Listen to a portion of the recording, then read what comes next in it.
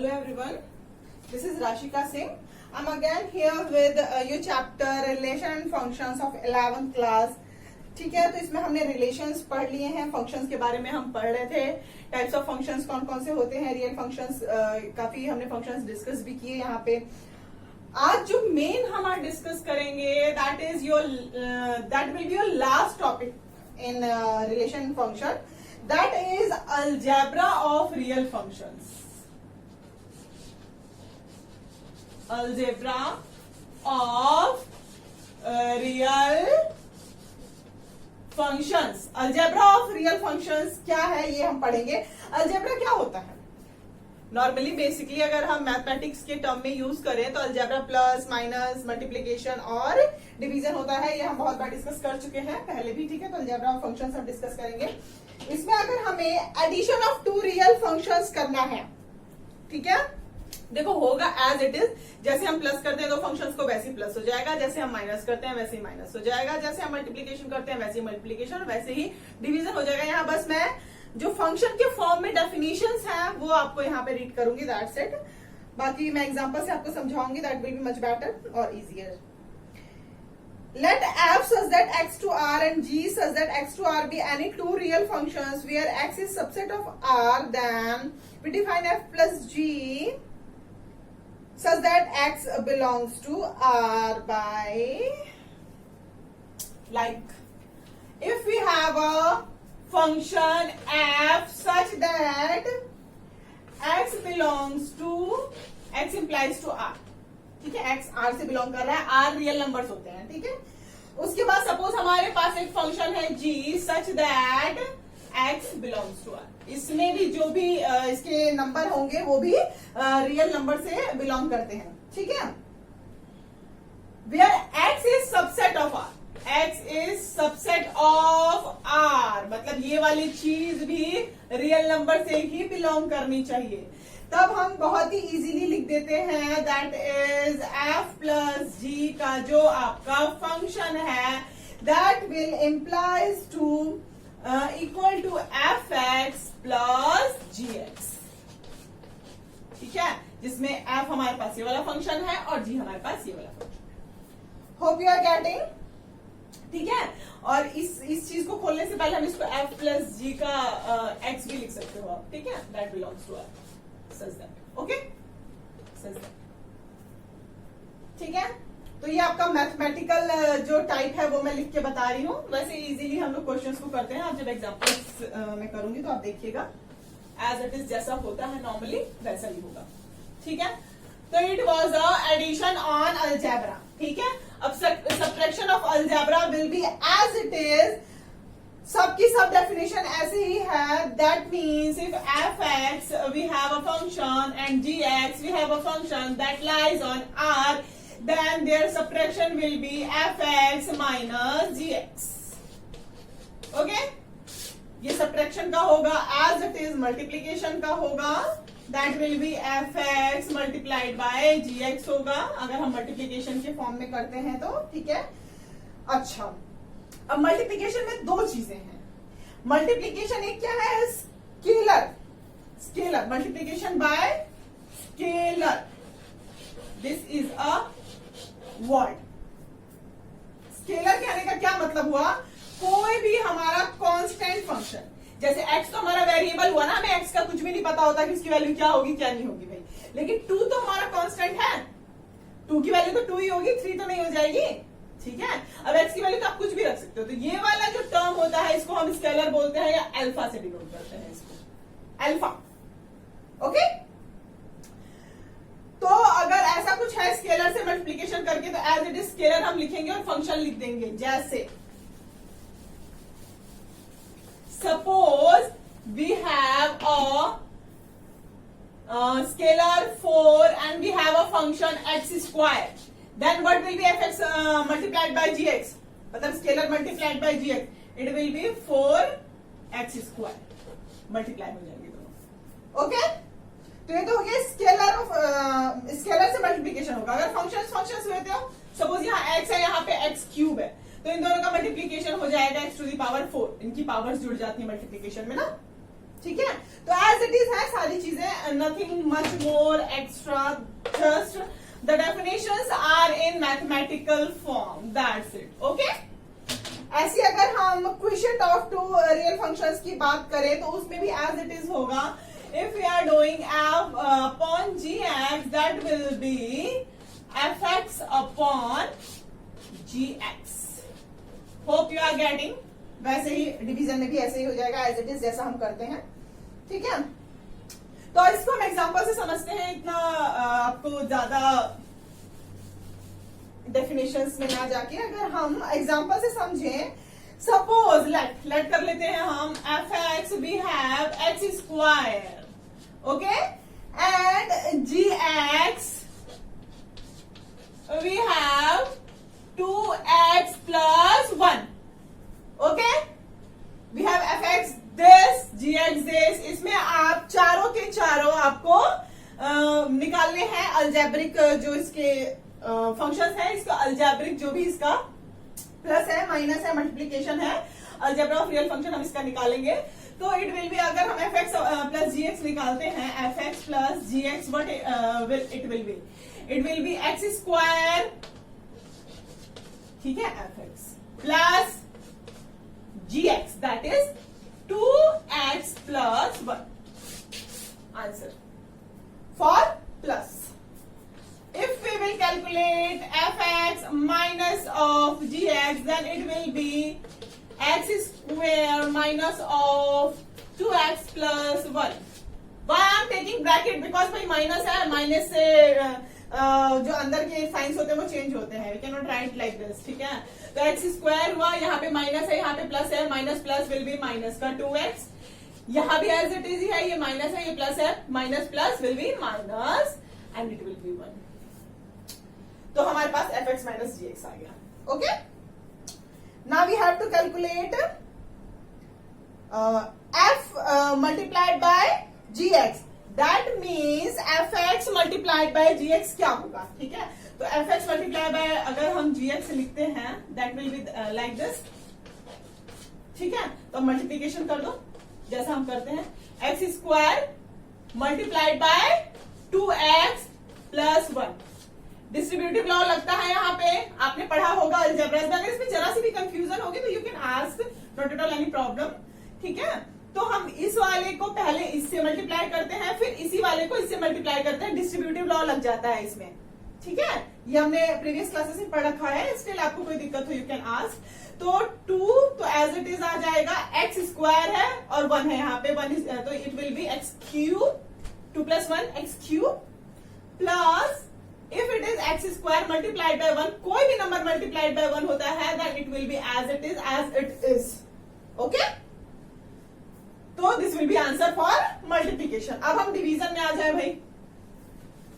ठीक है, ये हमारे पास फंक्शन है. अब हमारे पास लास्ट जो इसका इस पे अलजेब्रा रह गया है, that is of division. That means F X upon G x. That is F x is X square and ji x is 2x plus 1 as it is, जैसे हम डिवीजन में लिखते हैं. But here a condition will be x should not equal to -1 upon 2. क्यों? इसे हम 0 के equal नहीं रख सकते.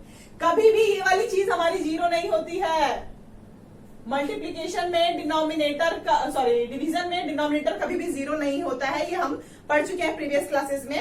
ऐसे फंक्शंस नहीं होते हैं जिसमें डिनोमिनेटर 0 हो, वो इन्फिनिटी में चला जाता है या डज नॉट डिफाइन करके बोलते हैं. ठीक है, तो x अगर हम -1/2 अगर यहाँ पे रखेंगे ना, इसको अगर हम 0 रखते हैं, suppose 2x plus 1 equal to 0, तो it will be 2x equal to -1, x equal to -1/2.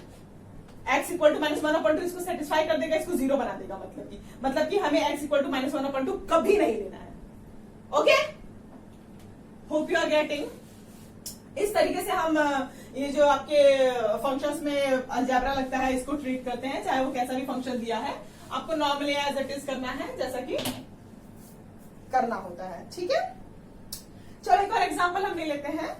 इसमें कोई भी कंफ्यूजन है तो you can ask without any doubt. Okay, चलो now we have F x is equal to under root x, okay, and ji x is equal to x. ये दो functions हैं तो ऑब्वियसली इसका एफ एक्स प्लस जी x अगर हम लेंगे तो it will be F x plus ji x, that will be equal to under root of x plus x. अगर हम लेते हैं F X minus of G X, then it will be under root of X minus X, okay. If we are taking F X multiplied by G X, then it will be, हाँ, तो it will be under root X multiplied by X, ठीक है। तो ये एक्स की इसमें अगर अंडर रूट है दैट मीन्स 1/2 होगा इसका जो पावर होगा, और यहाँ एक्स की पावर 1 है तो मल्टीप्लीकेशन में पावर जुड़ जाती है, दैट मीन्स एक्स 1/2 प्लस 1 हो जाएगा ये, ठीक है। Then it will be X to the power 3/2। सिर्फ और सिर्फ इसमें आपको कैलकुलेशंस करनी है जो आप प्रीवियस लिख कर चुके हैं। स्टिल अगर आपको कोई दिक्कत है इसमें तो you can ask without any hesitation, okay. तो अब इसमें हमारा लास्ट अभी रह गया है F X divided by G X, ठीक है, F X divided by G X, F X divided by G X as it is हम करते हैं, जो हमारा फंक्शन है उसको उठा लो भाई, under root X upon X. इसमें क्या होता है, जो इसकी पावर होती है इसकी पावर से इसको सब्ट्रैक्ट कर देते हैं ना, ठीक है, ऐसा ही तो करते हैं हम। तो it will be X to the power 1/2 ऊपर है, यहां इसकी पावर 1 है, ऊपर जाके -1 हो जाएगी, ठीक है। जब ऊपर यहाँ नीचे कुछ भी होता, अगर एक्स स्क्वायर होता तो ऊपर जाके it become X to the power -2, ठीक है। तो माइनस में हो जाता है, जब भी कोई भी चीज नीचे से उठ के ऊपर जाती है तो उसका जो पावर होता है वो नेगेटिव हो जाता है, माइनस में चला जाता है, ठीक है। अगर यहाँ पे 1 है तो हमारा, चलो मैं एक स्टेप स्किप नहीं करती हूँ, इसको अगर हम रोटेट करते हैं ना ऊपर की तरफ तो it goes X to the power -1 हो जाता है, ठीक है। ये 1 है तो ऊपर जाके माइनस हो जाएगा, यहाँ पे 2 होता तो -2 हो जाता, 3 होता तो -3 हो जाता। अब मल्टीप्लाई में जैसा कि पावर्स जुड़ जाते हैं तो ये भी जुड़ जाएगा भाई, 1/2 प्लस माइनस ऑफ 1 करेंगे, प्लस माइनस माइनस हो जाएगा, then it will give us X to the power 1/2 minus का 1, ठीक है। अब ये क्या होगा भाई, ये आपको करना तो आप इसको आप ये दे देगा ये चीज, X to the power it will be -1/2। आप उसको कैलकुलेट करोगे ना, इसका एलसीएम लेके और सब लेके करना। आप अगर हम इसको इस तरीके से करें तो इट्स एलसीएम विल बी 2, ठीक है। फिर क्रॉस मल्टीप्लीकेशन हो जाता है, सारी चीजें आपने करी रखी हैं, इट विल बी -1/2, ठीक है। फिर भी मैं कर रही हूँ इतने डिटेल में, ये सब आप पहले पढ़ चुके हैं स्टिल, ठीक है। Hope you are not getting confuse, then answer will be this, minus का 1/2, ठीक है। अच्छा, x should not equal to 0, हाँ भाई, ये x इक्वल टू 0 नहीं हो सकता कभी भी,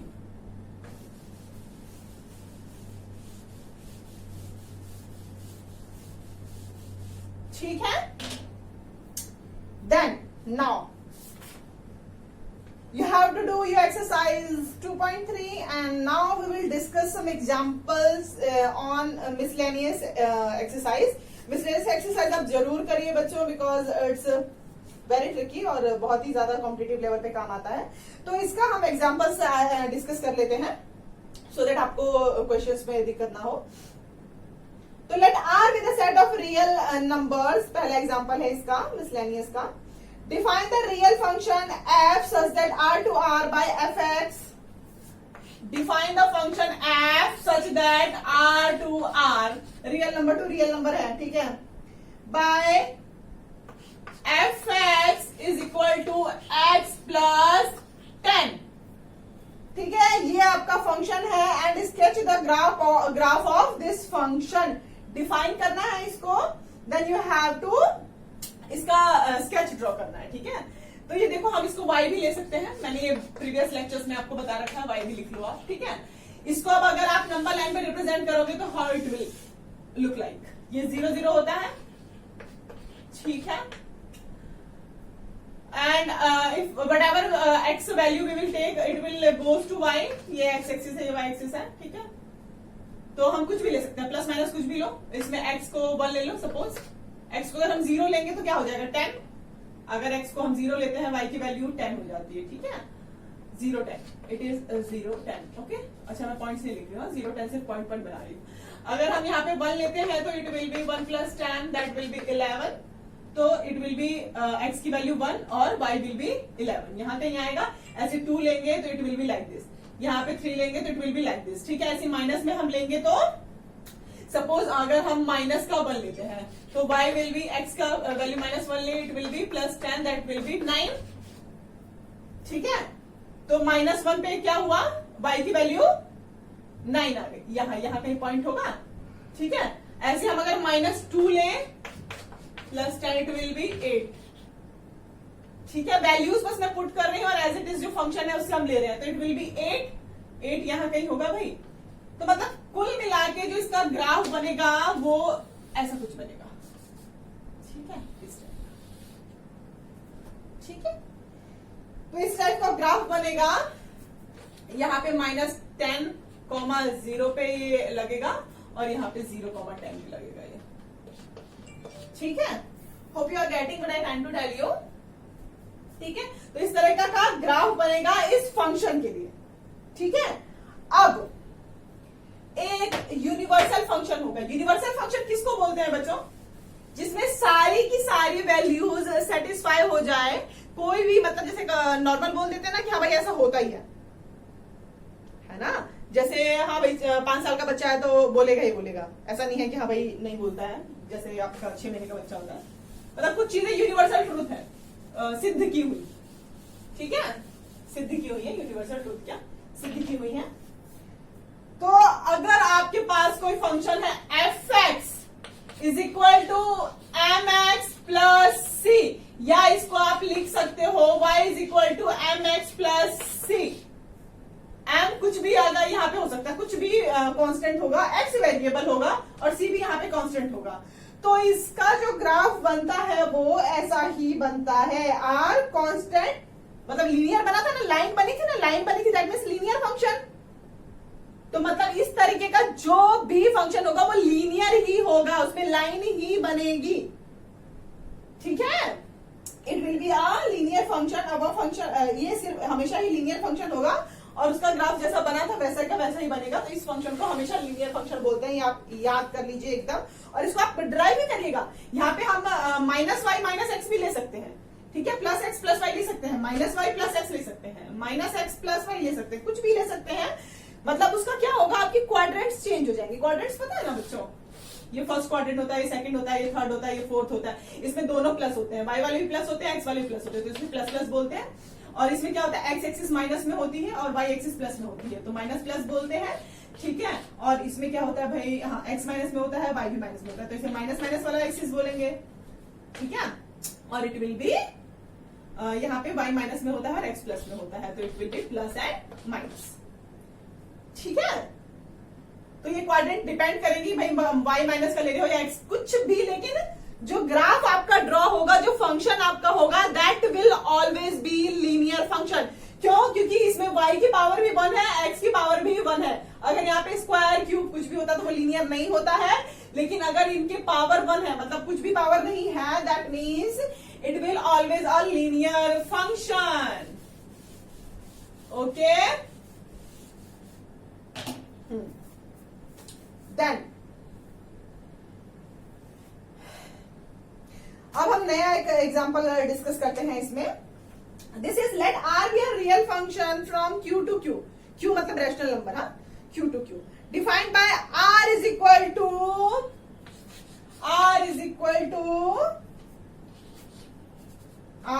to it is a, b such that a, b belongs to q, that is rational number, okay. q represents a rational number and a minus b, ये चीज मेन आपको निकालनी है, a minus b belongs to z such that अच्छा, आपको show करना है, इसमें क्या शो करना है? पहला क्या है? a comma a belongs to r for all a belongs to q। पहला इसमें क्या है? a comma a belongs to r।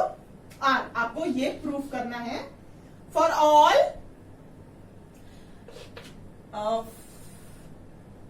For all का साइन ये होता है, ठीक है, फॉर ऑल के लिख सकते हैं ये, a बिलोंग्स टू r, ठीक है। तो आपको ये प्रूव करना है। अगर हम a कॉमा a ले, सपोज अगर हमें ये फंक्शन है आपका, ठीक है, जिसमें हमें डाल के देखना है, तो सपोज a और a की लेना है। अगर 2 माइनस 2 ले, कुछ भी ले लो आप जो कि z से बिलोंग करता हो, इंटीजर हो जो कि, ठीक है, तो इंटीजर कुछ भी ले लो आप। a का a तो बिलोंग करेगा ही ना z से। जैसे अगर 2 कॉमा 2 भी लेते हो तो 2 माइनस 2 0 हो जाएगा, ठीक है। अगर a को 3 लेते हो तो b को भी 3 लेना है। a का a में ही रिलेशन करना है, मतलब कि आपको एक वही नंबर लेना है जो आप ले रहे हो, ठीक है। सपोज अगर आप -2 ले लेते हो तो -2 यहां रखोगे, -2 भी रखते हो तो b की जगह पे a और a ही लेना है, b नहीं है। मतलब ये आपको ऐसा बोल रहा है कि ये प्रूफ करो कि इसमें a और a डाल के z हो जाएगा, मतलब जो वैल्यू आप a का लोगे वही b की वैल्यू लेनी है, a कॉमा a ही लेना है, ठीक है। तो it will B -2 plus minus +2, it will become 0, ठीक है। और ये 0 भी z से बिलोंग करता ही करता है, ठीक है, ये r से बिलोंग करता है। रियल नंबर से तो कुछ भी बिलोंग करेगा वैसे भी, ठीक है। तो होप यू आर गेटिंग कि ये प्रूव हो गया है कि a comma a belongs to r, मतलब a और a में अगर तुम ये वाला फंक्शन अप्लाई करते हो तो वो हमेशा रियल नंबर ही आएगा, जो आंसर आएगा वो हमेशा रियल नंबर आएगा। ऑब्वियसली रियल नंबर ही आएगा, रियल नंबर में तो सारे ही नंबर आ जाते हैं, कोई भी आंसर आए तो वो रियल नंबर में तो आएगा ही, ठीक है। तो ये प्रूव हो गया आपका फर्स्ट वाला, ठीक है। अब सेकंड वन, हाँ जी, तो सेकंड वन क्या है? a comma b belongs to r implies that a minus belongs to z, so b minus a belongs to z, therefore b comma a belongs to r। आपको इसमें क्या proof करना है? a comma b आपको दिया क्या है function second one, मैं फर्स्ट वन मिटा देती हूँ, ठीक है, फर्स्ट वन इज कंप्लीट, ठीक है। Second one is a comma b belongs to r implies that b comma a belongs to r। अब अगर ऐसा है तो ऐसा भी होगा, ये आपको प्रूव करना है। मतलब कहने का ये है कि अगर तुम a और b कोई वैल्यू ले लो, पहला a में सिर्फ वर्क करना था, जो वैल्यू a की लेनी थी वही b की लेनी थी। दूसरे में क्या है, आप अलग अलग ले सकते हो और b अलग अलग ले सकते हो। तो सपोज मैं इसकी वैल्यू 2 लेती हूँ, इसकी वैल्यू 3 लेती हूँ, ठीक है।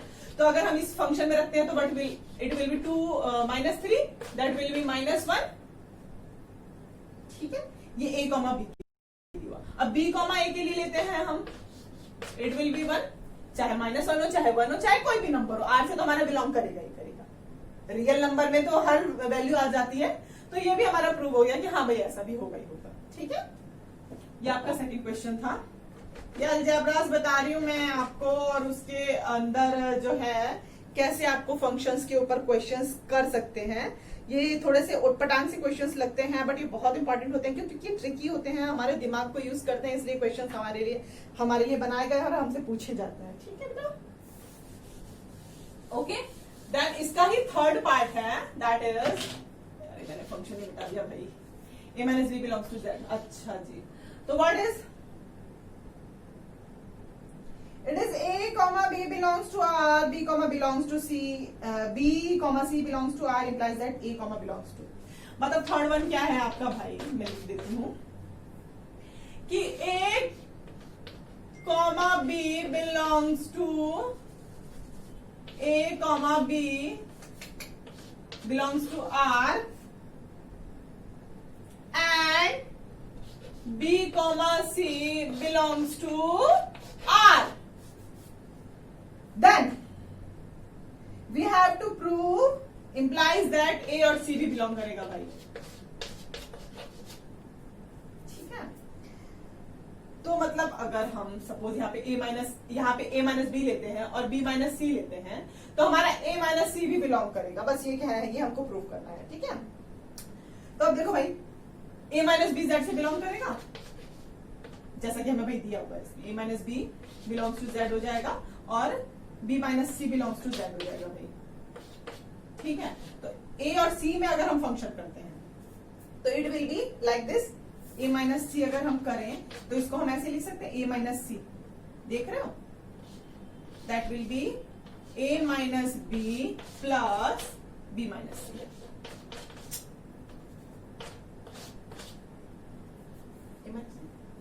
नहीं समझ में आया होगा। अगर a माइनस बी से आर से बिलोंग कर रहा है, b माइनस सी बिलोंग कर रहा है, तो उनका प्लस भी तो बिलोंग करेगा। अरे जैसे 2 बिलोंग कर रहा है, ठीक है, 3 बिलोंग कर रहा है, तो 2 प्लस 3 में तो आर से ही बिलोंग करेगा, रियल नंबर से ही बिलोंग करेगा। जब दोनों ही रियल नंबर से बिलोंग कर रहे हैं तो उनके बीच का ऑपरेशन भी तो उससे ही बिलोंग करेगा। मतलब ए बी और बी सी में अगर ऑपरेशन करवा रहे हो तो ए सी में भी वो अप्लाइड होगा, ठीक है। नाउ ये हमारा थोड़ा सा ट्रिकी होते हैं, बस हमारे ब्रेन टीजर्स होते हैं ये क्वेश्चंस, ठीक है। तो ये हमारा दूसरा एग्जांपल था। Now third one is let, हाँ जी, आपको क्या दे रखा है इसमें, let f is equal to 1,1, ये सेट्स दे रखे भाई आपको, ठीक है। 1,1, 2,3, 0,1, ठीक है। और क्या क्या नंबर दे रखे भाई, -1, 0,-1 है भैया, एंड -1, -3। भाई ये आपका एक फंक्शन है। Be a linear function from z to z, find fx। ये एक लीनियर फंक्शन है और आपको fx निकालना है। ये जो पॉइंट्स दिए हुए हैं ये एक लीनियर फंक्शन है, इसके लिए आपको फंक्शन बताना है भाई जिसमें ये पॉइंट सेटिस्फाई कर रहे हो, और वो भी linear function. Linear function obviously mx plus C होता है, ये मैंने आपको बताया अभी। लीनियर फंक्शन मतलब mx प्लस सी, ठीक है। इसको हम y ले सकते हैं, y will be mx plus C, इस टाइप का कुछ होगा। अब तुम कोई भी ले लो भाई, x और y की वैल्यू कोई भी उठा लो, कोई भी उठा लो। सपोज 1 उठाया हमने तो y की वैल्यू 1 है यहाँ पे और x की वैल्यू भी 1 है। m multiplied by 1 plus c, that will be m plus c equal to 1, m plus c equal to 1, ठीक है। ये आपकी इक्वेशन 1 आ गई सपोज, ठीक है। अब तुम ले लो दूसरा, ले लो आप y is equal to mx plus C में। देखो जितने वेरिएबल, अगर हमारे पास ये m निकल जाए और c निकल जाए, दो कांस्टेंट्स निकल जाए तो हमारा तो फंक्शन आ गया ना। फंक्शन हमारा एक्स वाई में होता है ना, बस हमें कांस्टेंट ही उसमें नहीं पता करने होते हैं ना, ठीक है। तो अब हमारे पास m, सपोज हम ये ले लेते हैं 2 और 3, तो y विल बी 3 और x विल बी 2, तो 2m हो जाएगा, ठीक है। ये मैं सीधा लिख रही हूँ, ठीक है, 2 से मल्टीप्लाई होकर m हो जाएगा। देन इट विल बी एक तो आपकी इक्वेशन ये आ गई, ठीक है। तो इन दोनों इक्वेशन को जब आप सॉल्व करोगे तो इसमें m और c की वैल्यू आ जाएगी। f1 is mx plus c, ठीक है। तो अगर हम ये दोनों को थोड़ा सा, अगर मैं ये ले लूं तो ज्यादा अच्छा रहेगा मेरे ख्याल से। ये वाला ले लेते हैं पॉइंट, ठीक है। उसमें क्या है, फिर से आ ही जा रहा है, फिर से बड़ा फंक्शन आ रहा है, उसको हमें सॉल्व करना पड़ेगा। ये वाला ले लेते हैं, इसमें x इक्वल टू 0 है, y इक्वल टू -1 है। अगर यहाँ पे हम m मल्टीप्लाइड बाय 0 कर देंगे प्लस का c, तो इट विल बी बिकम 0, ये 0 हो जाएगा, c -1 आ जाएगा, तो c की वैल्यू आ जाएगी यहाँ से। ये वाला पॉइंट रख लिया मैंने, ये वाला नहीं रखा है, फिर उसे पूरा सॉल्व करना पड़ता, बहुत थोड़ा सा और वो हो जाता। तो c की वैल्यू यहाँ आ गई, c की वैल्यू यहाँ रख दो। ये तुम्हारा सेकंड इक्वेशन है, ठीक है। तो सेकंड इक्वेशन में से अगर तुम फर्स्ट इक्वेशन में वैल्यू रख रहे हो तो c की वैल्यू -1 रख रहे हो, m -1, और यहाँ 1 ऑलरेडी है, इस वाले फंक्शन में रख रही हूँ भाई मैं। तो m will be equal to 2, c की वैल्यू आ गई, m की वैल्यू आ गई। हमारे पास फंक्शन क्या है ये, तो इसमें वैल्यू रखो। y is equal to, m की वैल्यू क्या आई भाई हमारे पास 2x प्लस c की वैल्यू क्या आई भाई -1। That means y is equal to 2x -1 is a function जो कि इन वैल्यूज का फंक्शन है, लीनियर फंक्शन, ठीक है। इस तरीके से हमें पॉइंट्स रख रख के सिर्फ और सिर्फ जो कांस्टेंट वैल्यूज होती हैं वो निकाल लेनी होती हैं, इससे हमारा एक फंक्शन आ जाता है। ठीक है, अब हम एक नेक्स्ट आपका करेंगे question.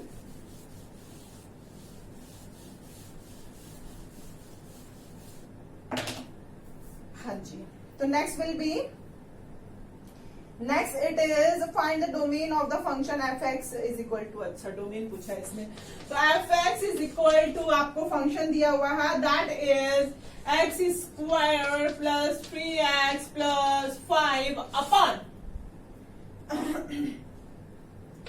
X square minus 5x plus 4।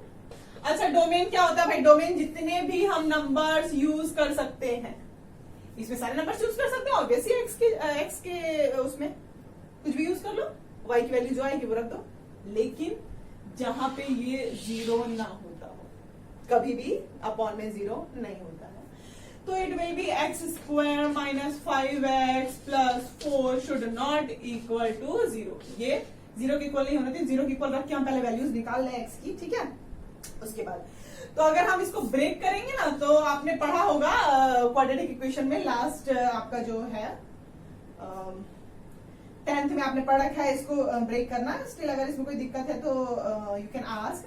तो अगर हम इसको तोड़ेंगे तो it will be x minus 4 और एक्स माइनस 1 आएगा। हाँ, यहाँ पे करते हैं ना प्लस और माइनस, ये आना चाहिए और मल्टीप्लीकेशन 4 आना चाहिए, है ना, तो उस हिसाब से कर लेना आप।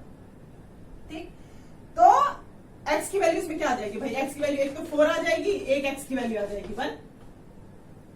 तो अगर हम x की वैल्यू 1 रखें या 4 रखें तो ये 0 हो जा रही है, तो हमें मतलब जो x है वो x बिलोंग्स टू r हो जाएगा, एक्सेप्ट माइनस कौन कौन सी थी भाई वैल्यू?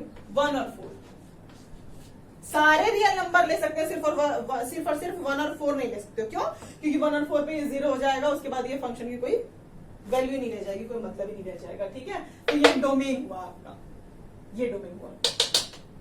ठीक है, सारे real functions except real numbers except 1 and 4। ठीक है, now the last question is,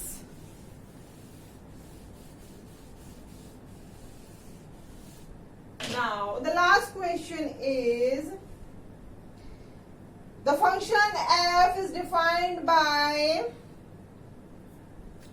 एक फंक्शन है आपका वो इस तरीके से डिफाइंड है भाई, f x is equal to